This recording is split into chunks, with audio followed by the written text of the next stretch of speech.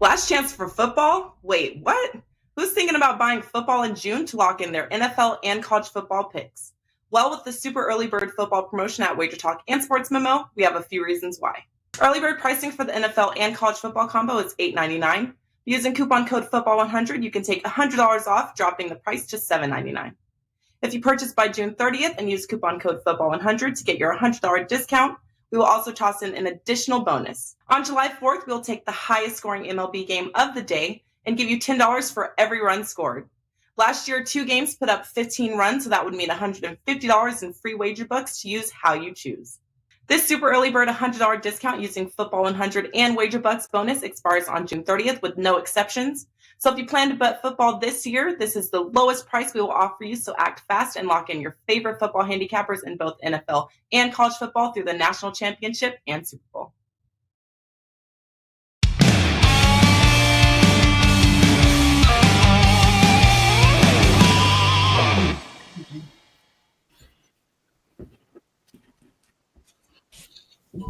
Welcome to WagerTalk Today, your sports central for gamblers every weekday, 9 a.m. here on the left coast, noon for you back east. I'm Teddy Covers, filling in for the Prez and Steve Merrill today.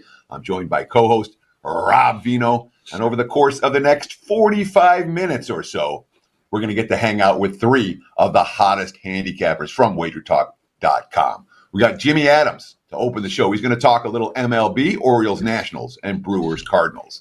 I'm going to talk a little NFL Week 1 for my big game breakdown. We got a play that you want to make now and not wait until September to get involved with.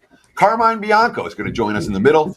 He's going to talk Avs Lightning Game 4, as well as a little MLS Toronto versus Atlanta. And Andy Lang going to close out the show. He's going to talk UFC, golf, and NASCAR. So yes, we've got baseball, football, UFC, golf, hockey. It's a loaded show for a Wednesday in June. Rob Vino, let me bring you in, my friend. How are you on this Wednesday morning or afternoon where you are? Yeah, I'm good. Teddy, thanks for having me on here. Glad to be with you. It'll be a little simpler for me in your chair because, I won't have to deflect from any wild stories that Prez likes to go off on, tangents. I know you won't go there, so we'll be more direct and to the point here with our handicappers today. Excited to get going with these guys. Sure. And for those who don't know, Rob Vino, I was thinking back. I was trying to remember exactly when we did our first radio together. I'm thinking it was legit, like the week before 9/11 was the first time you and I did stuff on air together. We've been doing it ever since, so hopefully there'll be good chemistry between Rob and I, even though we haven't been around on air with one another every day for a long time. But Rob and I literally have been doing this for the better part of the last, 21 seasons. Is that right, Rob? 2001 was when we started probably really doing close, radio together? Teddy. Yeah, it's probably really close, just depending upon when you first landed at Sports Memo. I can't remember that far back. I know I was there since 98. So anytime between then and there. It's been a long time, but good friendship. So I'm happy to be here with you. The pleasure's all mine. So let's start with a little NFL discussion. We asked, what did we learn last night at the top of every show? And I saw some first NFL head coaches to be fired or resign odds yesterday. And again, these were from the global marketplace, not here in Las Vegas, but other books will copy and put up their own numbers in the not too distant future. I thought it was an interesting discussion to start the show when you look at odds to be fired. And the first thing that stood out, this is odds to be fired or resign. And the first thing that stood out to me is that Bill Belichick has been dead last on this list every year for the last 20 years or 15 years. And all of a sudden, Belichick's middle of the pack in terms of odds to get fired or resign this year. The favorite to be fired or resign in 2022, Matt Rule of the Carolina Panthers. Mike McCarthy is the second favorite for Dallas. Pete Carroll, the third favorite. Then Frank Reich, Ron Rivera, Dan Campbell, Stephen Stefanski, Cliff Kingsbury, Mike Vrabel, Arthur Smith, and Robert Saleh, John Harbaugh, Mike Tomlin, all at 16-1 or lower. It's interesting to look at these odds in the framework of the NFL season wins marketplace because they don't necessarily mesh that well. If there was one coach, Rob Vino, that you were looking to say this is going to be the first guy fired, Who would you look at? I might look at Kingsbury in that regard, or maybe, but there's lots of guys I wouldn't. I know I wouldn't bet Tomlin. Tomlin's not going to quit in the middle of the season. Belichick's not going anywhere. The first year and second year coaches aren't likely to be fired. Anyone stand out to you on this list, Rob, as someone you would look to bet on for first NFL coach to be fired or resign?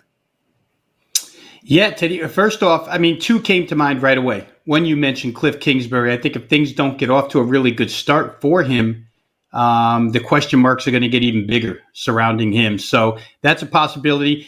And, there were a lot of rumblings towards the end of last season that Pete Carroll was going to go. And it ended up being Russell Wilson that went. But, Drew Lock's your quarterback. I'm not so sure that things are going to go so swimmingly for Seattle in the NFC West, right? It's a tough division. So I could see Carroll, even though, he's on pretty good terms with management. But still, if they don't get off to a decent start, I don't know. I could see Pete Carroll. I think I would take a long shot on either him or Kingsbury. And it's interesting. They're both in the NFC West. Let's bring Jimmy Adams into the discussion and see if he has any thoughts on NFL coaches and being fired. And Jimmy, I know we didn't talk about this before the show. I know you're neck deep in baseball right now. But do you have any thoughts on this discussion? First NFL head coach to be fired or resign, which makes Belichick more alive, I think, or because Carroll's not getting fired. Belichick's not getting fired. They've been there too long. But if those guys decide to quit, you can make a nice little score. Anyone stand out to you, Jimmy? Yeah, I actually haven't even looked at the list. My handicapping is just getting underway as we start to preview the NFL season, and I'll have a better answer in the coming weeks. But I wouldn't be surprised if we see a guy like Pete Carroll, step down if, they don't get off to a good start. But I'll do a deeper dive, and we'll start breaking down NFL games as the season gets a little bit closer. Sure. I know it's real early for a lot of people. I like getting my NFL work done early so I can focus more on college football in August, because in terms of rosters bouncing around, there's a lot more movement in college in August than there is in the NFL. So I prefer to spend my time summer NFL, August college, and of course digging for those preseason winners. Jimmy Adams, you have been hot, particularly hot with the 5% MLB plays. Another winner last night. That's 11-0 with your last 11 5% baseball plays. Well done. 20-10, 67% for your last 30 in MLB. 32-15 across all sports over more than a month now. So you've been running pretty darn good.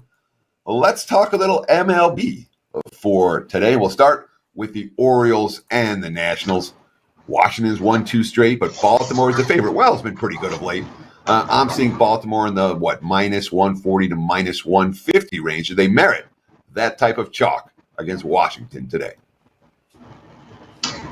Yeah, so the clients and I jumped on this play. I think we got him at 132, 133, something like that. I'm going to recommend a play on the Orioles. I faded Patrick Corbin here, 3-9, 6.59 ERA.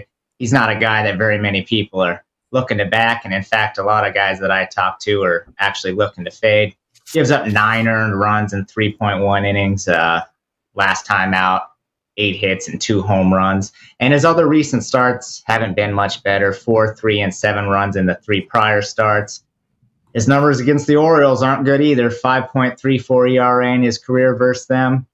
And then the Nats are just playing some dreadful baseball overall as a team. They've lost 8 of 10. And the quotes that I'm reading out at the locker room aren't good. Davey Martinez talking about his team's lack of confidence at the plate, and just not a lot of buy signs for me for the Nationals right now. We have Tyler Wells that's off a solid 1-run outing in his last start against a Blue Jays offense that we all know is pretty good. And it's not a huge surprise. The Orioles have won the last 4 games he's taken the mound. It's also worth noting that the Orioles have a pretty good bullpen. It's almost sneaky good. They have the 7th best bullpen in all of baseball in terms of ERA. So I'm thinking they can get a lead early on Patrick Corbin and hold that lead tonight. The price is getting a little high, but I went ahead and laid it, and the clients did as well with the Orioles this evening. Jimmy, let me ask you, because I can't really do much in ways of a rebuttal against the side here. I think you either fade Patrick Corbin at this stage or you just don't play. But That's as far as side is concerned. Where total is concerned, I'm looking at a number here of 9.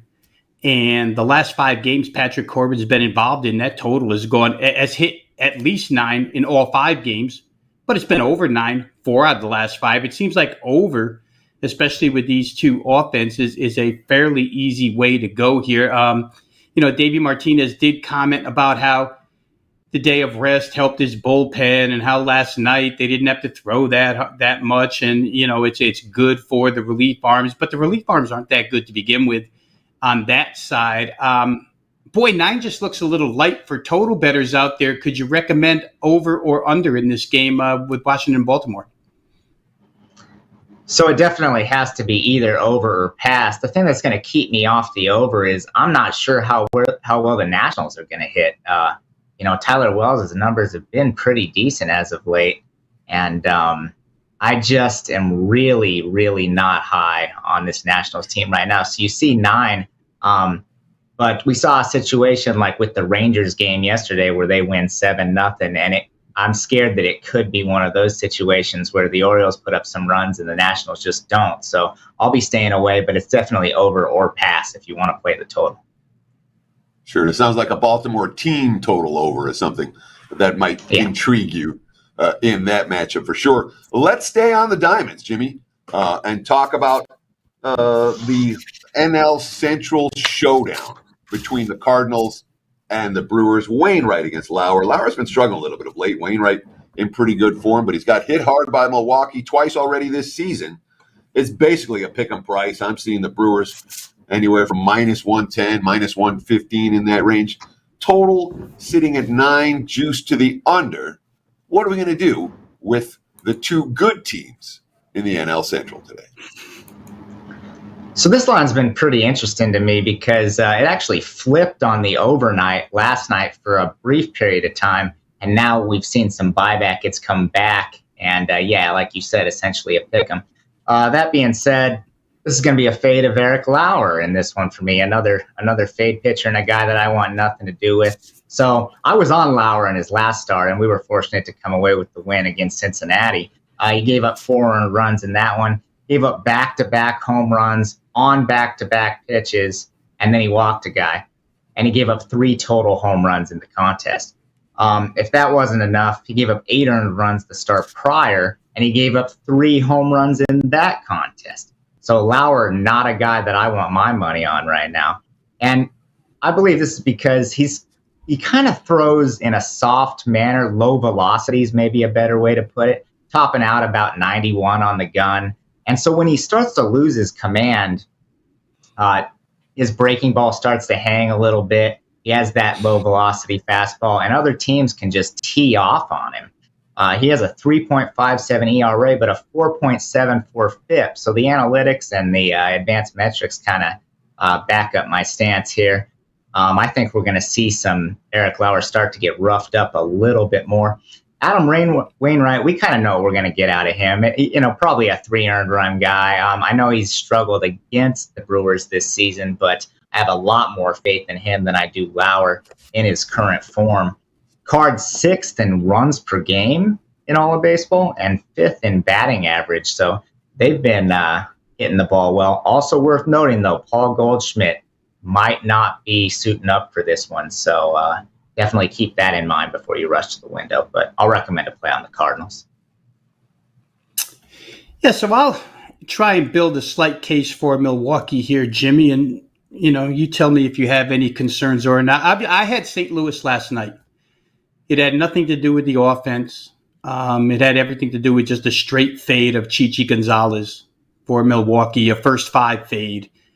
Wound up, it was tight, but it got there 3-2.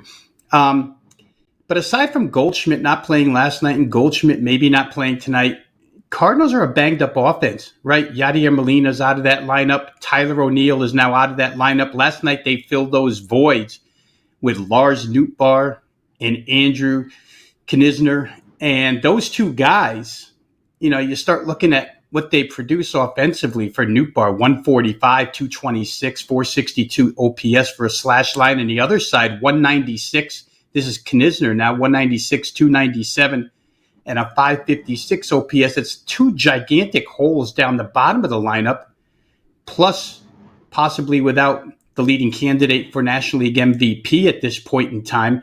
Looks like the St. Louis offense could be slowed down a little bit here from those overall numbers. And for Milwaukee, those three arms that come out of the bullpen at the end of the game are all available. Nobody threw last night. Devin Williams didn't pitch. Josh Hader didn't pitch. Brad Boxberger and his 1.29 ERA in June didn't pitch. Any concerns about late game Brewer bullpen advantage or full game Cardinal holes in the lineup?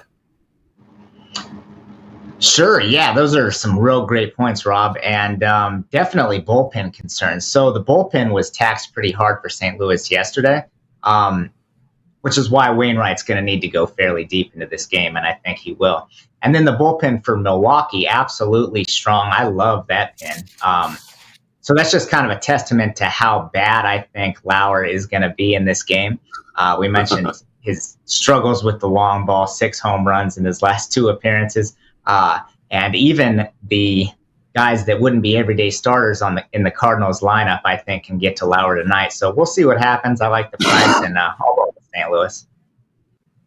Yeah, when you look at like a first 5 line for this game, all of a sudden, you see it's a little bit more respect for St. Louis in the betting markets, but not a ton. So there's still the market support for Milwaukee playing at home. Jimmy Adams, you have a single.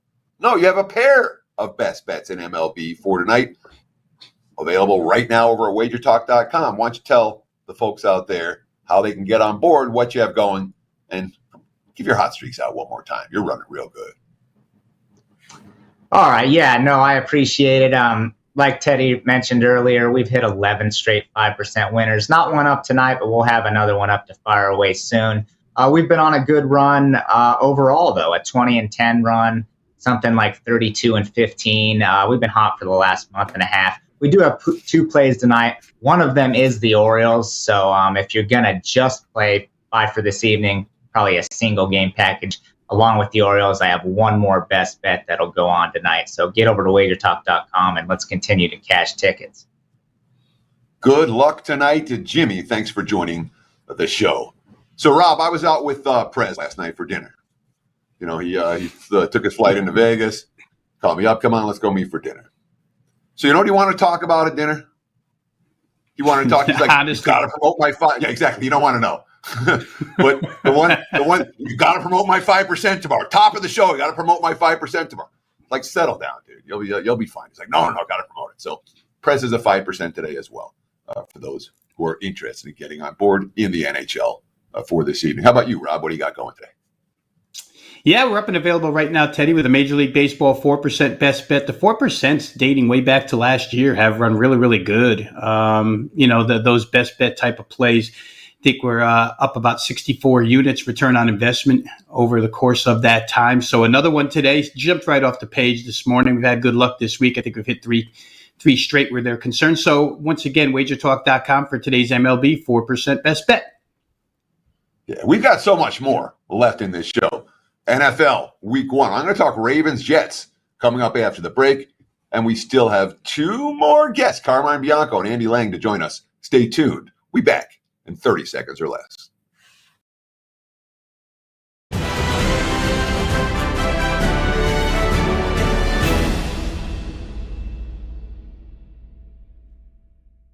Teddy Covers is 94-44, cashing 68% of his tickets since 2001 with his famed Teddy Covers NFL win totals report, a 20-year track record of success. In addition, Teddy is 15-3, 83% winners with his 5% big ticket plays, cashing with the Chicago Bears under last season as his 5% big ticket best bet. This package includes each NFL season over-under bet with the type of detailed analysis you expect from Teddy, primed to pay dividends all season long. Get on board for the low price of $1.99, or better yet, the support is 100% free for Teddy's full season football combo or NFL seasonal subscribers. Documented over 55% over the last 7 full seasons, counting every play, every day. Get on board with this proven profit producer and cash in.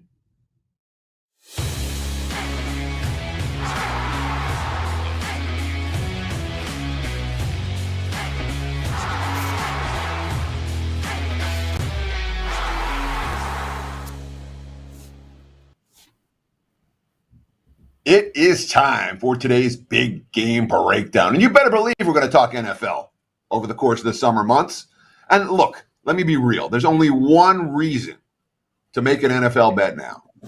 That's because there's a line that's not going to be there a month or two from now. And I think this game fits into that category. Let's talk Ravens and Jets week 1 NFL. Baltimore right now, -5 at most books. Let's call them, -5 in that range, looking a total of 45. Look at the WagerTalk live odds screen. And when we look back, Baltimore's coming off a disappointing season. All right, last year they lost week 1 in overtime. They blew a 2-touchdown lead against the Raiders on Monday night and lost their opener. Prior to that, John Harbaugh had them ready every year. And they were ready last year. They just blew a lead on the road in game 1. Again, a 14-point lead. But prior to that, they had won 5-0 straight up, 5-0 against the spread in week 1. And 4 of those wins came by 20 points or more, just blowing teams out. This is a team that's been real good in the preseason, and they've been real good in week 1 of the regular season. Harbaugh gets them ready. And I think that happens again here. We have Baltimore with a little bit of a chip on their shoulder heading into week 1 off last year's debacle. That's likely to be a problem for the Jets. The Jets may well be improved. All right. But in the trenches, this is not a matchup that favors New York on either side of the football. And I think Baltimore's already been a hot team here in Vegas over the spring months. I expect it to continue. And I think we'll see more Baltimore money. This line's going to close 6.5, 7. We get it 5 right now. Take Baltimore minus the 5, and then you decide if you still like it or not in week 1. If it's +7, easy enough to buy back the other side. Positive expectation. Wager in that instance. But for now, let's lay 5 with Baltimore. I think this line is going up, and I think the Ravens are worthy of being road chalk in this one. There's a big game breakdown. Rob Vino. What do you think? Am I right? Am I wrong? Yeah, I think it's interesting, Teddy. I went back to last year's final power ratings, power rated the game. And of course, Baltimore, as you mentioned, they closed kind of sluggishly. 3.5 it would be if it were played at the very end of last season, I think, in favor of Baltimore. And those numbers have to be a little bit disregarded. I think this Lamar Jackson thing that's playing out over the summer might have some bettors not getting to the window as quickly as they might if they knew the status of Lamar Jackson right now. A lot of contract stuff going on. We'll see what happens. I don't think it's going to be that big of a problem. Like you say, Jets might be improved. How much and how quickly will they be ready? I don't know that I'd be willing to bet back the Jets at this price, week 1. We'll see. There's a lot of time. And inevitably, we'll see how these coaches play the preseason, Teddy. With only 3 games now, generally we can count on injuries in the preseason, and that sort of makes us hit the brakes a little bit. We want to see who gets hurt. I don't know if Lamar Jackson will see much time in the preseason, maybe a couple of snaps, and that's it. Yeah, I can't imagine he'll see a whole lot. And again, Baltimore, the matchup that stands out to me is the Ravens in the trenches. It's likely to be a problem for the New York Football Jets. And Baltimore's track record, Harbaugh's week 1 track record, certainly stands out to me in that regard. Another guy whose track record stands out to me is our next guest, Carmine Bianco. Carm, what are you, 50-30 with NHL moneyline plays this year, 16-7, 70% with 5% plays in the NHL this year, 21-13, a 60% MLB run coming into today. Carm, welcome to the program, my friend. How are you doing? What's up, guys? Good to see you. And Teddy, I may see you next week. I'm taking off for Vegas on Sunday and coming out for 4 days to celebrate my birthday and taking out all the WagerTalk gang for dinner at the Italian American Club Sunday night. So Sweet. Hopefully you're around. Turning 29 again, are you, Carm? Yeah, plus tax, the Canadian tax.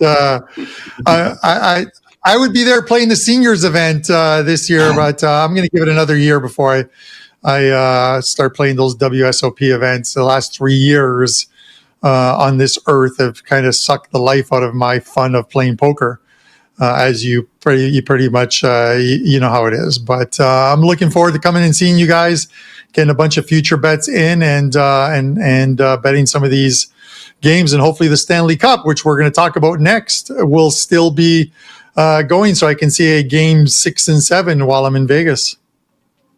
So is age in Canada like the Canadian dollar, where it's just a little bit less than the U.S.? Or like if you're 29 in Canada, you're like 35 in the U.S.? Or it's not like that? We get that free health care here. That's what they call it. Nothing's free.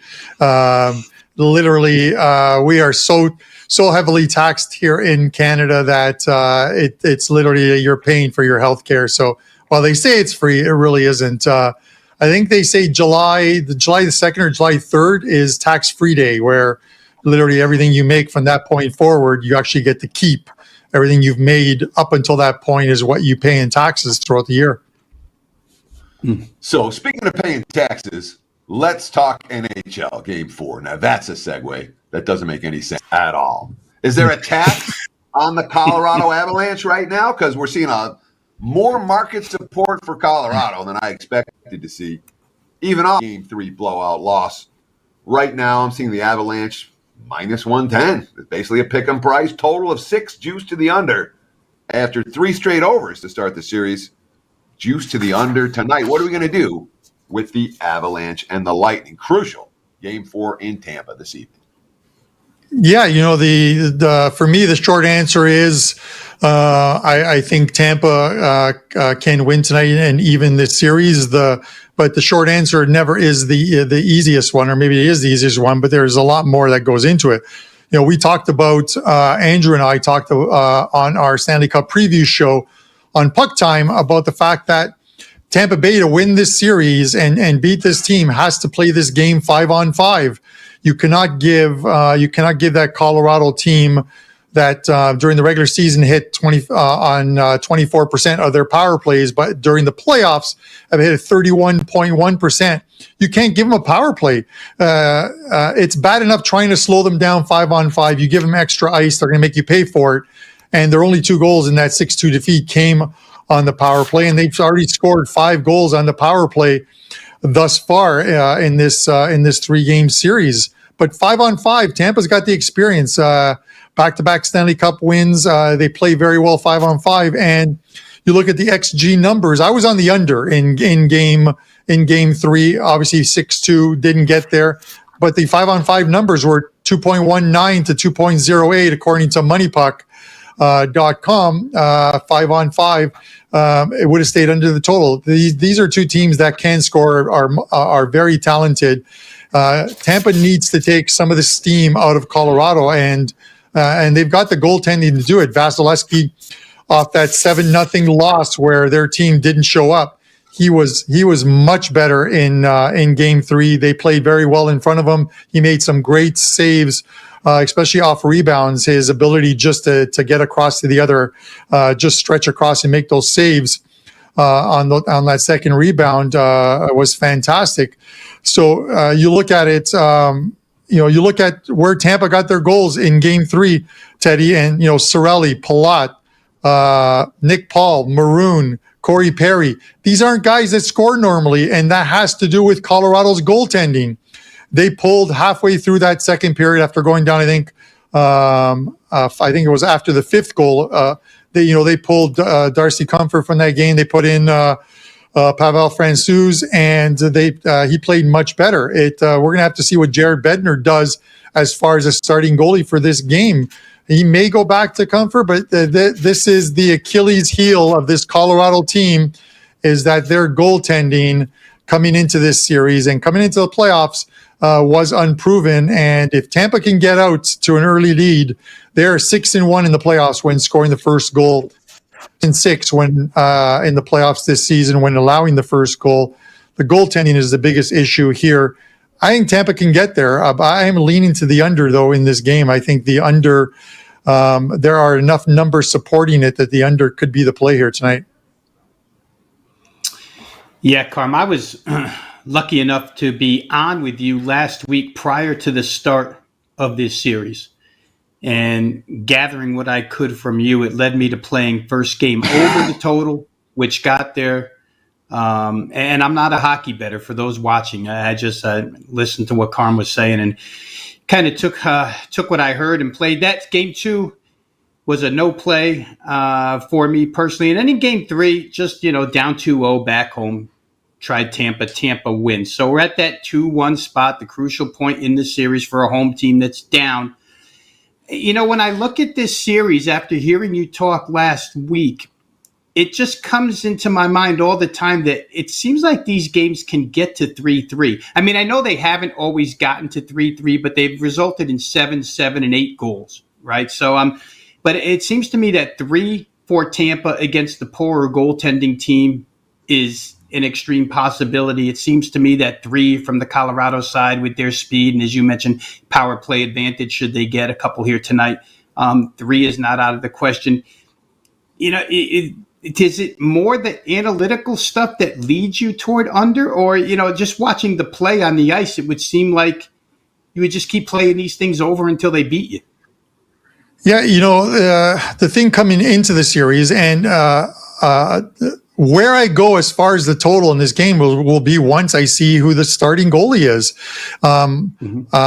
I don't want the number 1 goalie in net for Colorado, their supposed number 1 goalie. I want the number 2 goalie in here. Francouz has played well. When Darcy was injured, he came in, and I think he won 4 straight games. He won every game, I think, in the Edmonton series and the 2 games prior to that. And then they went to the comfort to start game 1. They win that game despite a bit of shaky goaltending from him in overtime.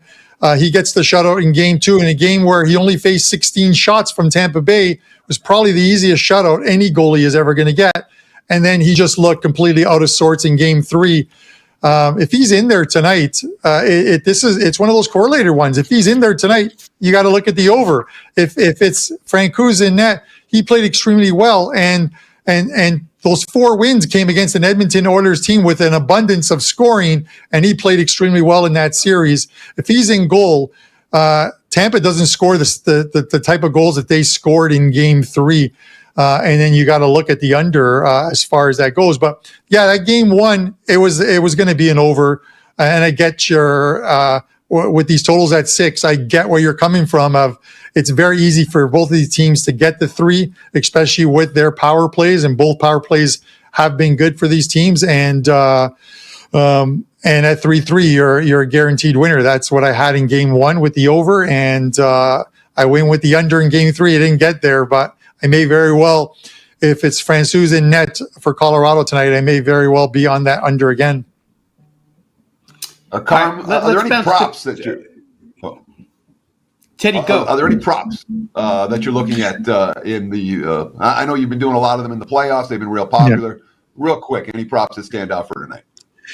Yeah, you know, quickly, a couple of them, and I gave this one out today, and it's up on the WagerTalk site. Nathan McKinnon, I think I talked about it on one of the previous shows. His shot props have been money thus far in the playoffs. He's always listed at 4.5 shots on goal, and he's gone over the total in 12 of the 18 games that Colorado has played thus far in the playoffs. He's gone over the total in 12 of them, including on Monday as well, too, where he had 6. He's got 96 shots thus far in the playoffs.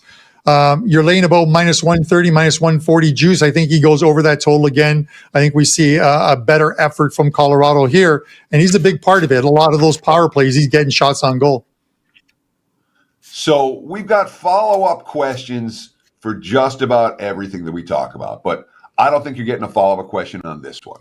The European soccer season ended in May. The World Cup is in November, but there's still soccer in North America with the MLS. Talk to me about Toronto FC against Atlanta United, a game that's in your neck of the woods. We've got 2 dogs. Atlanta's a plus price, plus 125, plus 130. Toronto's a plus price, plus 210, plus 200 in that range. And, of course, the draw, a plus price as well. Which way are we going to look? Toronto FC versus Atlanta United. Yeah, I'm not going to spend a lot of time on this one. I am a season ticket holder for Toronto FC, so I get to see almost all of their games and take friends with me. This team is just absolutely abysmal defensively. It makes it tough to bet overs because sometimes they just don't score themselves. They come off a 2-0 away loss where they probably could have conceded 3, maybe 4 goals in that. they're not playing well. This team lacks identity. They just look bad defensively, and now you have an Atlanta team that is getting healthy. Joseph Martinez, their star player, back from a knee surgery. He's looking very good. He scored a couple of goals in their past game. This is a team, Atlanta is a team who's a definite buy team. They're going to get better, and he's going to get better as he goes back to his breakout season where I think he had like 30 plus goals. You're getting plus money on Atlanta. I think they come into Toronto. I think they lay a number on Toronto FC. So I'm taking the plus money. The market's moved on them. They opened up at probably about 145. I took them at plus 145. I took them again at plus 130. They're down to plus 120, and they'll probably settle in at plus 110, but I'm taking Atlanta here, plus money here. So Carm says, bet against the team that he's a season ticket holder to. Carmine Bianco, which is shows that the fandom is not overtaking the braindom. Carm, what do you have to promote for Wednesday across the board? Tell our viewers and listeners what you have available for. Yeah, three MLB plays up at WagerTalk. Look to try and continue what's been a good few weeks on the diamond. And then, of course, NHL Game 4 play up along with a bunch of prop bets. You can get those all with 1 day all access, or you can use the coupon code CARM30 and you can get 7 days $30 off the normal $99 price. So get 7 days for $69, less than $10 a day, and you get everything. We've got Wimbledon coming up. I've got a big futures bet, a nice price futures bet in Wimbledon. You can grab that one before it kicks off on Monday. And of course, any soccer, any hockey, and any baseball plays. Thanks, guys, for tuning in and having me on. And best of luck tonight. Best of luck to you as well. CARM30. The promo code to take $30 off Carm's 7-day all-access pass. Again, less than $10 per day. Rob Vino, we're plowing through the show. We still got one more guest. And I'm telling you what, this one should be a whole lot of fun because Andy Lang brings stuff to the table that nobody brings when it comes to UFC, golf, NASCAR, the ability to handicap multiple sports. I can't do it, Rob. I'm good at baseball. I'm good at football. I'm good at basketball. My brain does not work nearly as well for the other sports, and I don't know how to handicap them. But Andy Lang does. Andy, welcome to the program, my friend. How are you today? Doing great. Thank you so much, guys, for having on. Rob, doing a fantastic job as always. And how are you holding up now that the NBA playoffs are over? It's depressing, isn't it? Yeah, we're going to get to the NBA draft. Little plug there for WagerTalk TV. Little NBA draft show tomorrow night, Thursday night. Crew's getting back together, and we'll see if we can, pick out a couple of winning plays as far as the draft is concerned, Andy. But you're right. It seems like there's a big void, and it's that slow time of season for us. So we'll listen intently and get educated on what you have to say here on these three sports, which, like Teddy, I have no clue about how to handicap any of them. One thing we do have a clue about is that Andy Lang's been running real good. Plus 158 units since the beginning of March.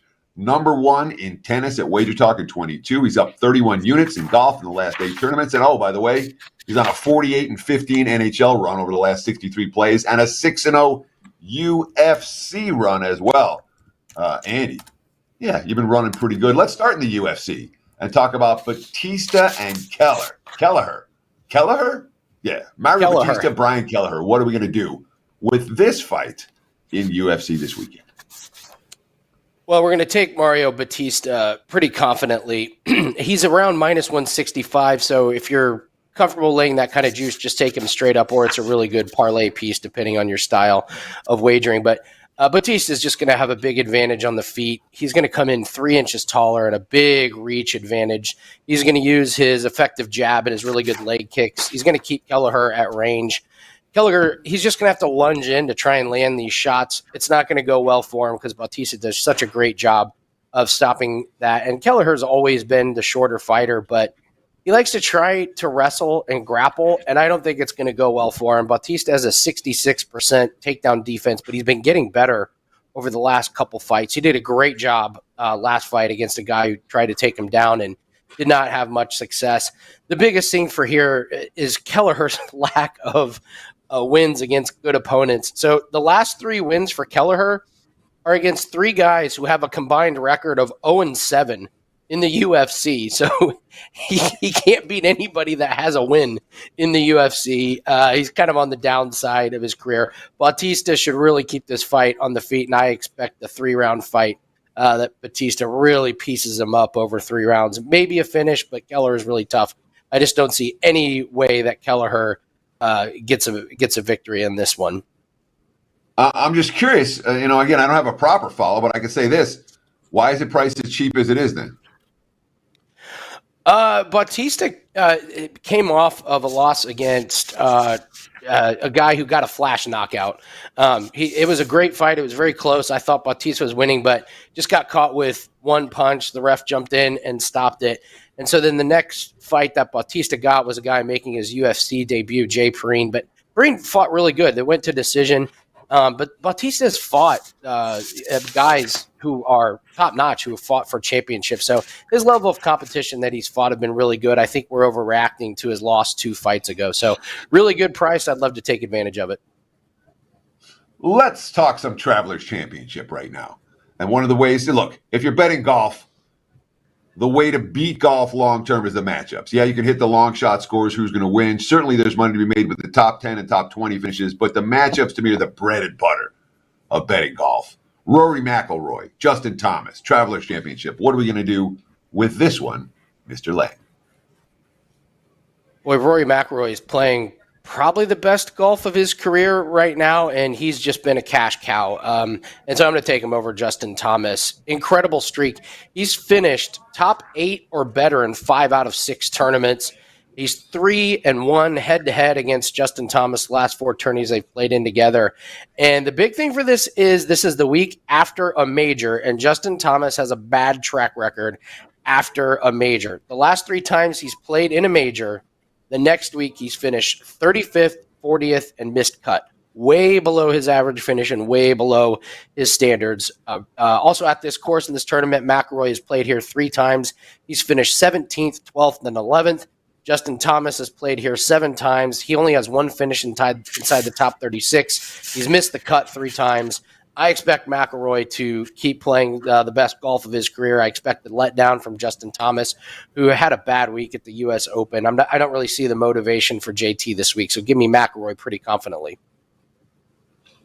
All right, so I'm not going to challenge that. I'm just going to run and bet Rory McIlroy, like you just suggested I should.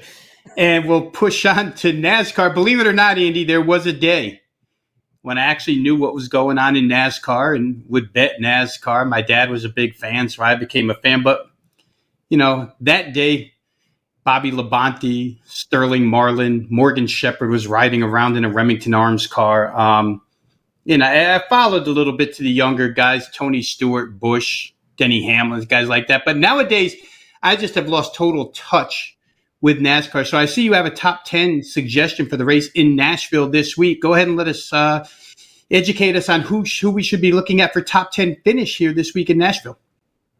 We're looking at Christopher Bell to finish inside the top 10.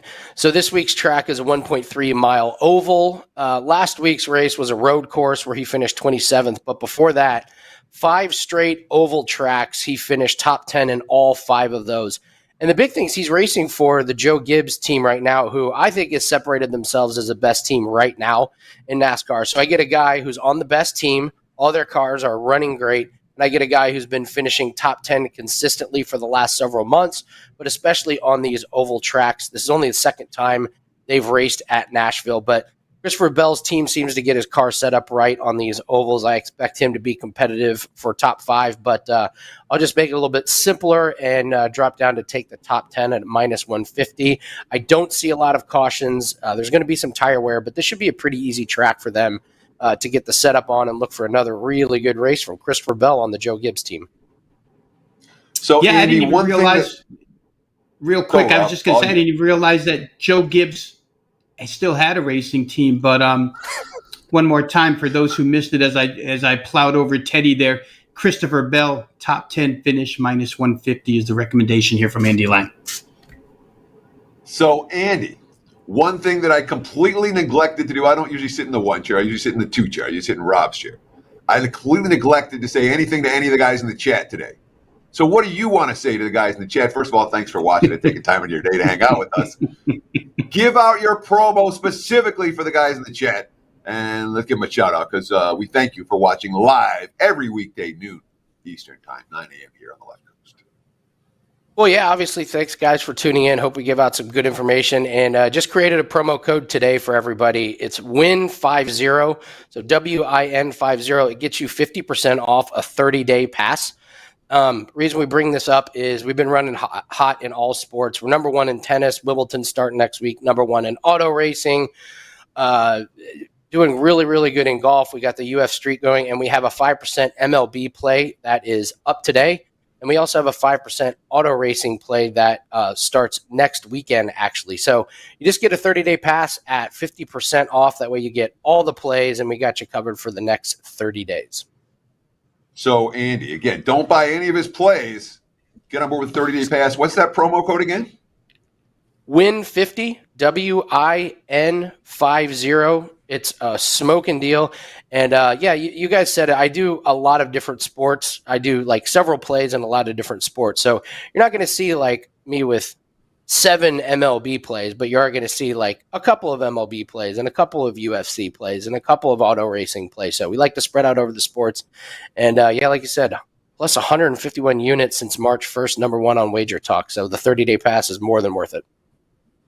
Diversify your portfolio and get on board with Andy Lang. Andy, thank you so much. Rob Vino, this was a blast, my friend. I really enjoyed it. Any closing thoughts for you before I take us home? Yeah, real quick, Teddy, if I can, I just want to plug the upcoming USFL playoffs this weekend. Semifinals start the 25th, which I believe is Sunday. WagerTalk TV. Our USFL crew, we've done a show for each of the 10 regular season weeks. We will have a playoff edition tomorrow, Thursday at 3 p.m. East, 12 p.m. Pacific. So if you are betting USFL right now, please tune into that. Also, I mentioned earlier the NBA draft show tomorrow night. So we'll be busy tomorrow covering football and basketball. And tonight, one last time, best bet MLB up and available right now, wagertalk.com. Just as much fun for me to do this with UTC, and I didn't have to listen to Prez tell any stories about, hockey players delivering pizzas to underage girls or anything like that. So it was much more concise and to the point. Sure. Well, Prez will be back next week. Between now and then, we're not going to worry about him. I want to thank Jimmy Adams. I want to thank Carmine Bianco. I want to thank Andy Lang for joining us on today's show. I want to thank you out there in viewer land for taking time out of your busy day to hang with us. We'll do it again tomorrow. Steve Merrill will be back in the number 1 seat. I'll be back in the number 2 seat. And once again, we'll break down the world of sports and sports betting for you from a Las Vegas perspective. Between now and then, enjoy the games and good luck.